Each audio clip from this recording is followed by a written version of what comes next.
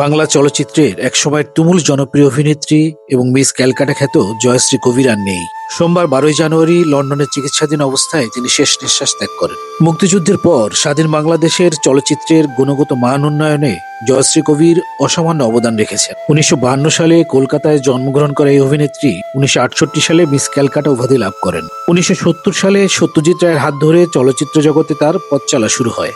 1976 সালে মহানায়ক উত্তম কুমারের বিপরীতে অসাধারণ নামক একটি চলচ্চিত্রে অভিনয় করে তিনি ব্যাপক জনপ্রিয়তা পান।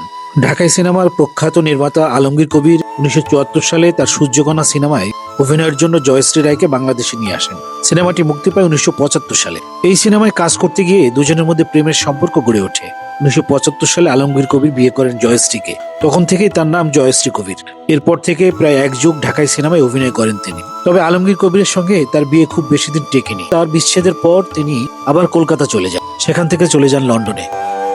এক যুগেরও বেশি সময় ধরে লন্ডনের সিটি কলেজে তিনি ইংরেজি বিষয়ে অধ্যাপনা করেন। মৃত্যুর আগ পর্যন্ত একমাত্র সন্তান লেলিন সৌরভকে নিয়ে তিনি সেখানেই বসবাস করতেন। আমরা এই গুণী শিল্পীর বিদেহী আত্মার শান্তি কামনা করছি।